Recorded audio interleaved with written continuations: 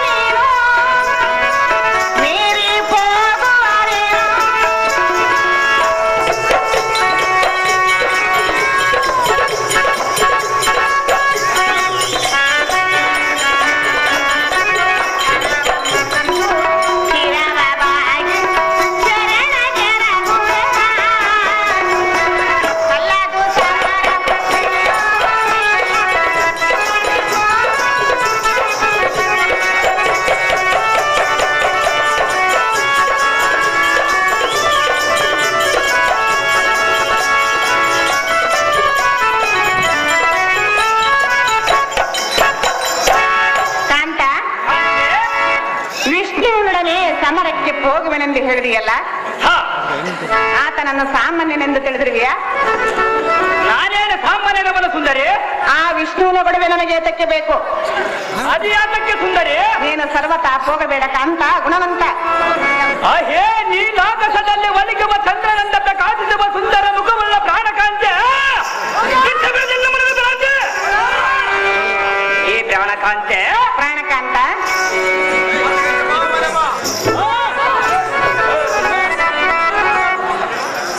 ಆ ಭಂಡ ಬಿಟ್ಟಿಗೂ ನಮ್ಮ ಕೊಂಡಾಡುವಲಕ್ಕೆ ನಿನ್ನೊಮ್ಮೆ ನಾನೇನು ಗಡಿಸಲ್ಲ. ಅವನಂತ ಪರಾಕ್ರಮನಾಗಿದ್ದರೆ ನಾನೇನು ಅರಿಗಿದವನಲ್ಲ ಅಲ್ಲವೇ? ವಲ್ಲಭ, ಆ ಮೋಸಗಾರನಾದ ವಿಷ್ಣುವಿನಿಂದ ಧೈರ್ಯದಿಂದ ಧಾರನ್ನು ಜಯಿಸಲ್ಲ. ನಮ್ಮ ಕುಲವೈರಿಯಾದ ಆಟಂಕರಿಗೆ ನಾನೇನು ಹಿಂದಿರುಗಿದವನಲ್ಲ. ಈ ಸುಂದರಿ ಸುಂದರ, ಸಮರಕ್ಕೆ ಹೊರಡುವ ದಿಟ್ಟತನವುಳ್ಳ ಪತಿಯನ್ನು ತಡೆಯುವುದು ಸತಿಯಾದವನ.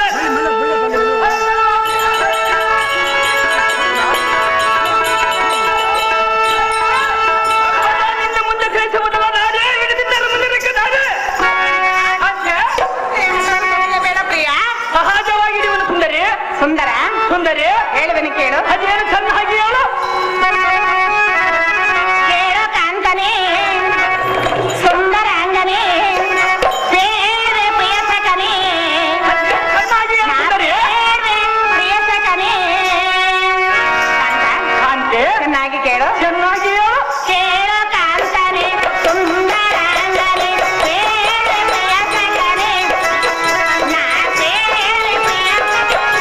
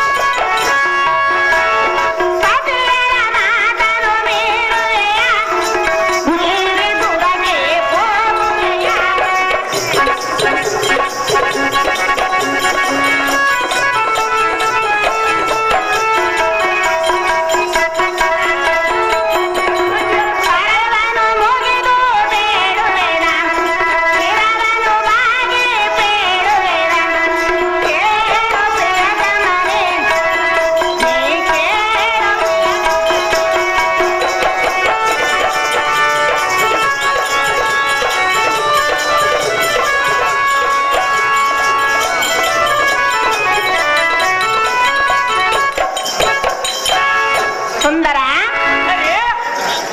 ಸತ್ಯವಾದ ಎನ್ನ ಮಾತನ್ನು ಮೀರಿ ವಿಷ್ಣುವನೇ ಸಮರಕ್ಕೆ ಹೋಗುವನೆಂದು ಹೇಳುವುದು ನಿನಗೆ ತರವಲ್ಲ. ಅದು ಯಾತಕ್ಕೆ ತರವಲ್ಲ ಸುಂದರಿ? ಆತನನ್ನು ಸಾಮಾನ್ಯನೆಂದು ತಿಳಿದಿರುವಿಯಾ? ನಾನೇನು ಸಾಮಾನ್ಯದವನ ಸುಂದರಿ? ಆತನು ಮಹಾಮಹಿಮನು. ನಾನು ಅವನಿಗಿಂತ ಮಹಾಮಹಿಮನು. ವಿಷ್ಣುವಿನನ್ನು ಜಯಿಸುವುದಾಗಲಾರದು. ಅದು ಯಾತಕ್ಕೆ ಆಗಲಾರ ಸುಂದರಿ? ಸರ್ವತಾ ಹೋಗಬೇಡ ಕಾಂತ ಗುಣವಂತ.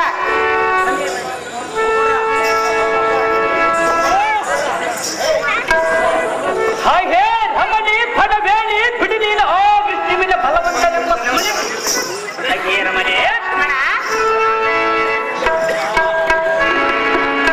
ಅವನ ಹಂತ ಬಲಧನಾದರ ಭಸ್ಮಾಸುರನೆಂಬಾತ ನನ್ನ ಬಣ್ಣವುಳ್ಳ ಎನ್ನಾಗಿ ಹೋಗ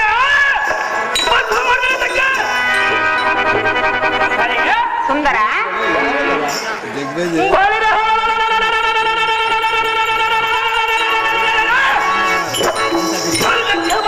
ಬಾಗಿಲನ್ನು ಕಾಯ್ದಿರತಕ್ಕೆ ಇಂಥ ಬಂಡ ಬಾಳು ಬಾಳುವುದಕ್ಕಿಂತ ಸಾಯುವುದೇ ಲೇಸು.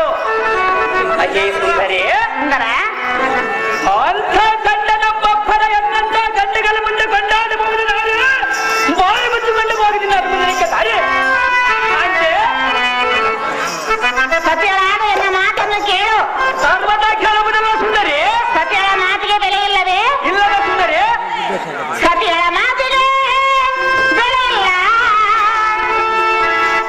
ಎಷ್ಟು ಹೇಳಿದರು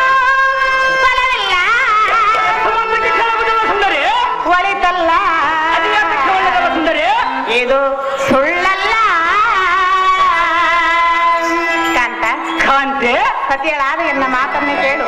ಎಷ್ಟು ಮಾತಿಗೆ ಕೇಳುವುದಿಲ್ಲ ಸುಂದರಿ? ಸತಿಯಳ ಮಾತಿಗೆ ಬೆಲೆ ಇಲ್ಲ, ಎಷ್ಟು ಹೇಳಿದರೂ ಬರಲಿಲ್ಲ. ಒಳಿತಲ್ಲ ಇದು ಸುಳ್ಳಲ್ಲ, ಒಳಿತಲ್ಲ ಇದು ಸುಳ್ಳಲ್ಲ.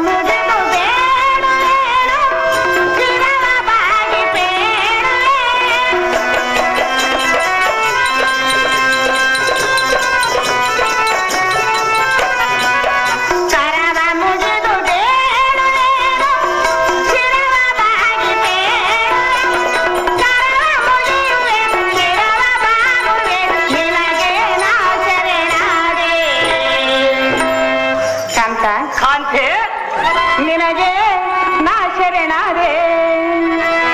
ಪ್ರಿಯ ಪ್ರಿಯಳೇ, ಸತಿಯಳಾದ ಎನ್ನ ಮಾತನ್ನು ಕೇಳು. ಎಷ್ಟು ಮಾತಿಗೆ ಕೇಳುವುದಿಲ್ಲ ಸುಂದರಿ? ಸತಿಯಳ ಮಾತಿಗೆ ಬೆಲೆ ಇಲ್ಲ, ಎಷ್ಟು ಹೇಳಿದರೂ ಬರಲಿಲ್ಲ. ಒಳಿತಲ್ಲ ಇದು ಸುಳ್ಳಲ್ಲ, ಒಳಿತಲ್ಲ.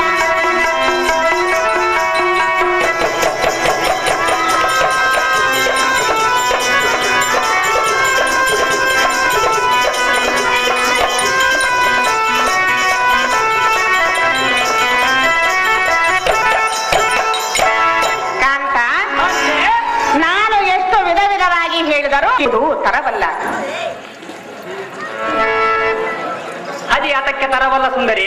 ಸತಿಯಳಾದ ಎನ್ನ ಮಾತನ್ನು ಕೇಳು. ಎಷ್ಟು ಮಾತಿಗೆ ಕೇಳುವುದಿಲ್ಲ ಸುಂದರಿ? ಹರಿಯೋಳು ವಿರಸತ್ತು ನಿನಗೆ ಸರಿಯಲ್ಲ. ಅದೇ ಅದಕ್ಕೆ ಸರಿಯಲ್ಲ? ನೀನೇ ತಿಳಿದು ನೋಡು ಕಾಂತ, ಗುಣವಂತ.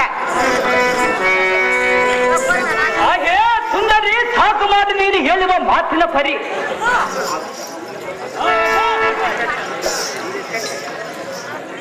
ಆ ವಿದ್ಯಮನ ಕೂಡ ವಿರಸ ತನವಲ್ಲ ಒಂದು ಬಡಿ ಬರಿಗಿಂತ ಏಳು ಸರಿಮೆಯಲ್ಲ.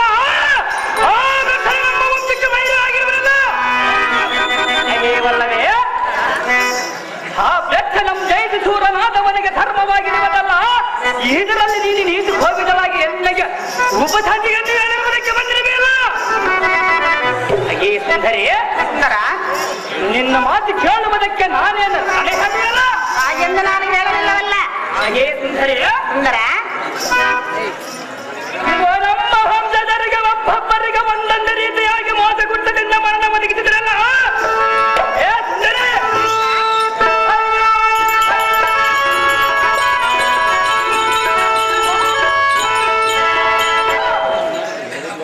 ಸಾಗರ ಭವನಂ ಕುಕ್ಷಯಂ ಭಗೀವ ಸಾಗರ ಸುತಿಯಂ ಗಂಧೆಯನ್ನ ವಶದಲ್ಲಿ ಹಿಡಿದು ಗಲ್ಲವ ದಕ್ಕಿಸುವುದ ಸುಂದರಿ ಡಾಕ್ಟರ್ ಗಂಧನಿಗೆ ತರಿ ಸಾಮಾನ್ಯ ವೀರರೇ ಇಲ್ಲ ಎಂಬುವಂತೆ ಜೈದಾರಿಗನ್ನು ಒಟ್ಟು ಬರುವ ನೀನು ಅಂತಃಪುರಕ್ಕೆ ತರಲು ಕಾಂತೆ ನಿನಗೆ ಸಿಕ್ಕಬೇಕು ಈ ಕಾರ್ಯದ ಚಿಂತೆ. ಕಾಂತ, ಅಂತೆ ಮತ್ತೆ ಹೇಳಿದನು ಕೇಳು. ಅದೇನು ಚೆನ್ನಾಗಿ ಹೇಳು.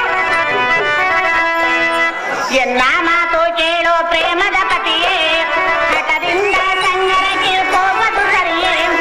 ಎನ್ನ ಮಾತು ಕೇಳೋ ಪ್ರೇಮದ ಪತಿಯೇ, ಹಠದಿಂದ ಸಂಗರಕ್ಕೆ ಹೋಗದು ಸರಿಯೇ. ಕೇಳಿನಿಂದ ಕೇಳು ಬರದಿರದು ತಿಳಿದು ನೋಡು.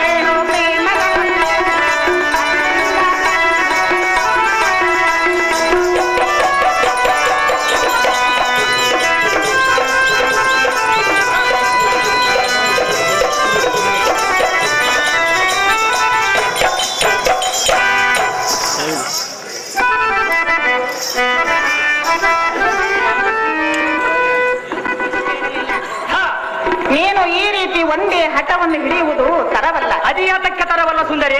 ವಿಷ್ಣುವಿನನ್ನು ಸಾಮಾನ್ಯನೆಂದು ತಿಳಿದಿರುವೆಯಾ? ನಾನೇ ಸಾಮಾನ್ಯರವಲ್ಲ ಸುಂದರಿ.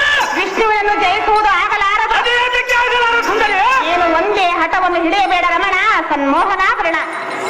ಹೇ ಜ್ಞಾನೇಶ್ವರಿ, ಸಾಕು ಮಾತು ನೀನು ಹಿಡಿಯುವ ಮಾತಿನ ಪರಿ. ಹೇ ಭಕ್ತನೇ ಅಲ್ಲುವ ಗೋಪಾಲವ ಸಖ್ಯ ನಮ್ಮ ಕುಲ ವೈರಿಗಾದ ನಾರಾಯಣನ ಸಮರಕ್ಕೆ ಹೋಗುವ ಸಮಯದ ನಿನ್ನಂತ ಹದಿನ ಬೇಡ ಬಂದು ತಡೆದರೆ ಈ ಕಡು ಭಯಂಕರ ಸಮರಿ ವಾಣಿತರೆ ನಿಲ್ಲುವುದುಂಟೇನೆ ರಮಣೆ. ಹೇ ಸುಂದರಿ, ಸುಂದರ, ಆ ಮಾಯಾಕಾರನಾದ ವಿಷ್ಣು ನಿಜ ಧೈರ್ಯದಿಂದ ಧಾರನ್ನು ಜಯಿಸಲ್ಲ. ಹೇ ಸುಂದರಿ ಕಾಂತ, ಹಿಂದಕ್ಕೆ ನಮ್ಮ ವಂಶಜರಾದ ಮಧುಕೈಟವರನ್ನು ಜಯಿಸುವುದಕ್ಕಾಗದ ದಕ್ಕುತನದಿಂದ ಬುದ್ಧಿಯ ಮುಖವಾಗಿದೆ. ಭೀಮದಾನವಾಗಿ ಬೇಡಿ ಕಡಲ ಕಲಿಗಳಾದ ಮಧುಕೈಟವರನ್ನು ಮರಿಸಿದರು.